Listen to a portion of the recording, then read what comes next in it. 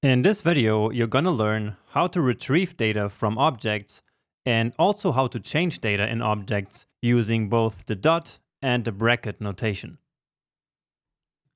So let's actually get the object here from the previous lecture. So that's Jonas object. And I noticed that we actually didn't even take a look at it in the console. So let's quickly log it. But we're actually not gonna see a big surprise. So all it shows us is really this same object that we just wrote in code. So it looks like this. So essentially just as it is here in the code. The only thing that's different is that the properties here are ordered alphabetically. And so that's what I mean when I said in the last lecture that the order of properties does not matter. And that's because we simply get the properties from the object using the property name itself. So that's actually the topic of this video. And so let me show you the two ways in which we do that. So the first way of getting a property from an object is by using the dot notation. And that is very straightforward. So let's log that to console. And so let's say that we want to get the last name. So all we have to do is to write Jonas dot last name. And that's it. You see, here is my last name coming straight from the Jonas object. So Jonas dot last name. And this dot here is actually an operator which will go to this object and then retrieve the property with the name that we specified here. Now we can do the exact same thing using the brackets notation. So let me show that as well. So Jonas, and then we use brackets in a similar way in which we retrieve data from an array. But here we need to specify a string with the property name, so with the key. So let's do my name again, or actually last name. And so these results should be exactly the same here. Now the big difference between these two here is that in the bracket notation, here we can actually put any expression that we'd like. So we don't have to explicitly write the string here, but instead we can compute it from some operation. Because remember that an operation is basically an expression. So something that produces a value. And so we can put that here inside the brackets. So let's actually try that. And imagine that we had a variable in which we store the repeating part in first name and last name. So we have name here in both. And so let's store just that inside of a variable.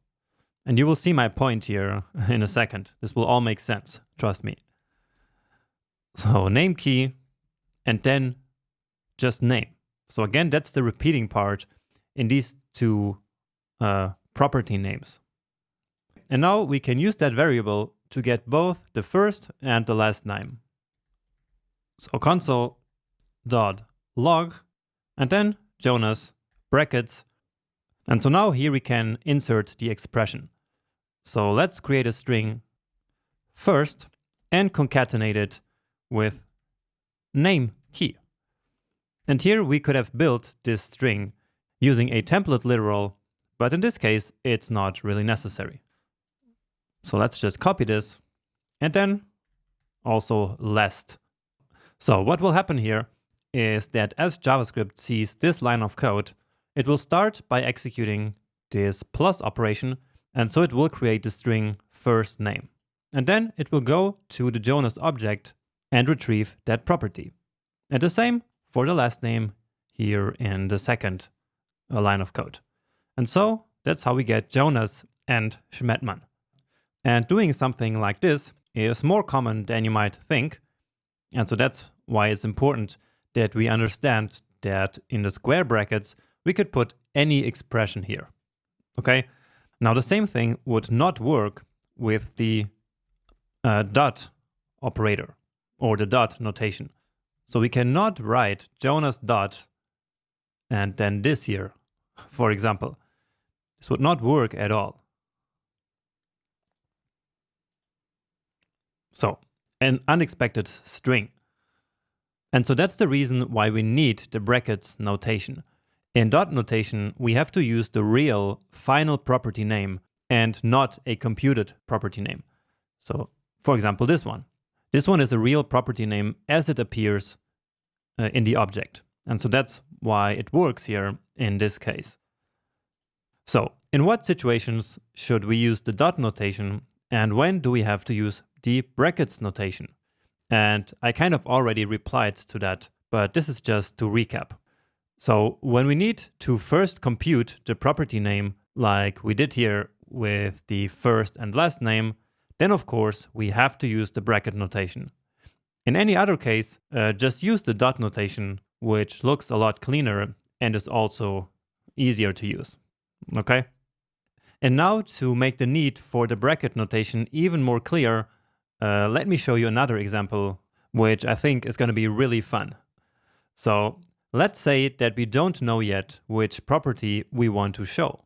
And instead we get this information from some user interface. So for that we can use the prompt function, remember? So we can use prompt, and prompt is yet another built-in function that is built into JavaScript and that we can use in any script. So here we can write a string, and then this will create a pop-up window with an input field, remember? So here we can write, what do you want to know about Jonas? Choose between first name, last name, age, job, and friends. And remember that this function will then return a string, and this string we just need to store into some variable. So let's call this one interested in. All right. And to start, let's just log this interested in value to the console here, just so we see that it actually works. And so here is the pop-up. And so now we just write one of these options here. So let's say job. And indeed, now here we get job. And so what we want to do now is to basically display the job here in the console, because that's what the user chose. So how will we do that? Can we use the dot notation? So basically, can we do this? Jonas.interested_in? Well, let's find out. But I hope that you can guess. And so we get undefined. And this is something new that I didn't explain yet. And so let me tell you now that undefined is what we get when we try to access a property on an object that does not exist. So Jonas does not have a property called interested in, right? And so therefore, the result of trying to access interested in on Jonas is undefined.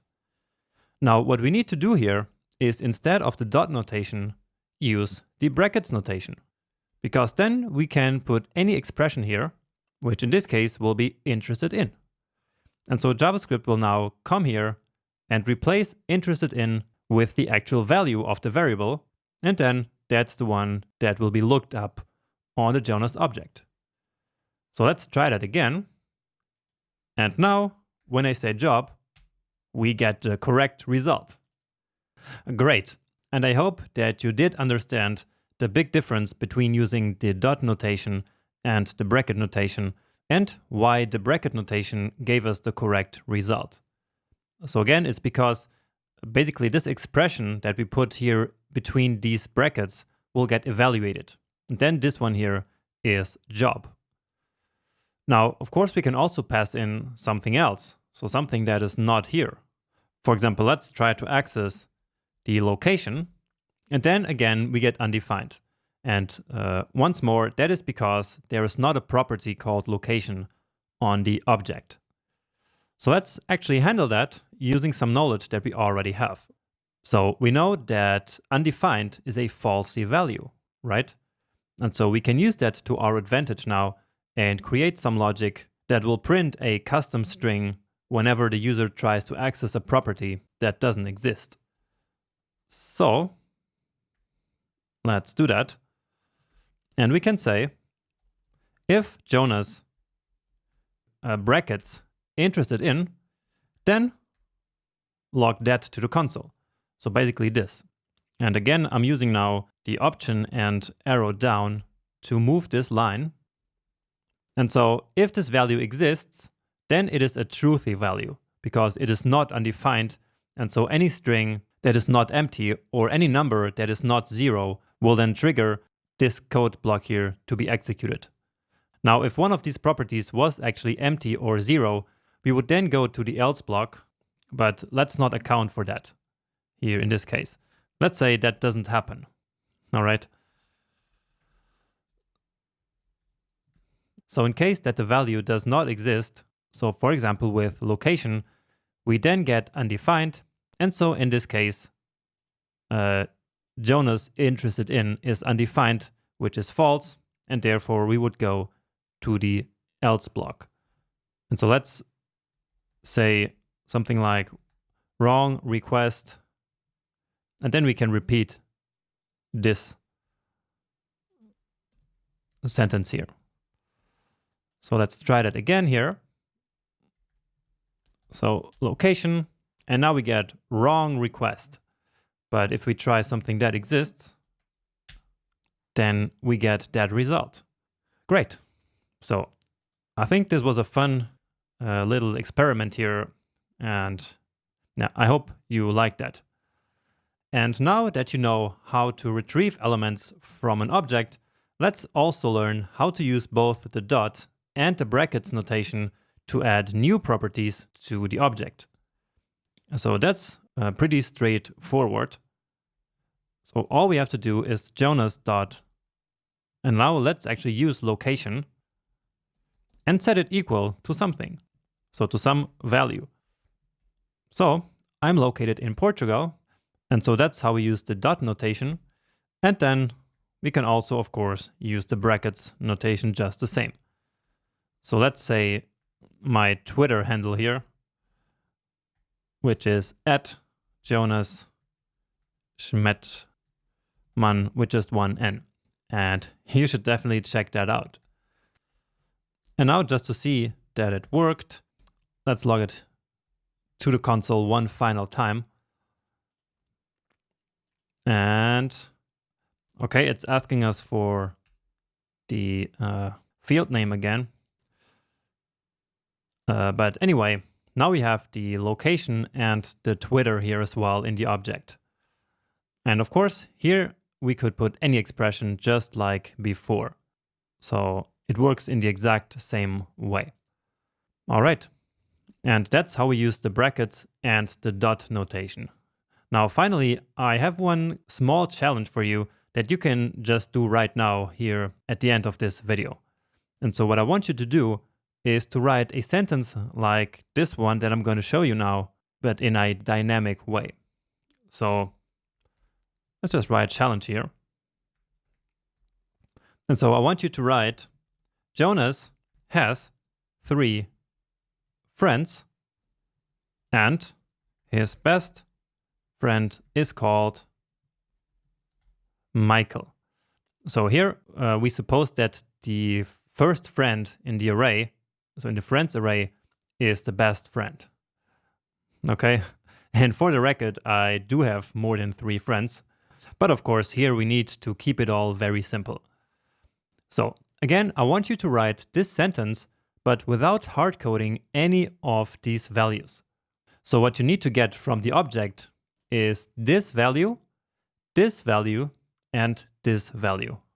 And this is actually a bit hard, I would say. And so there's absolutely no need for you to nail this. But you can still try it, and maybe you can do some of the parts. One hint that I can give you is that you will need to use multiple dots to get the number of friends. Okay, so that's totally possible. And so take like 5 minutes to try this out now. So pause the video and I'll see you in a second. All right. And so this is how we would do this. So we want to log this to the console, of course.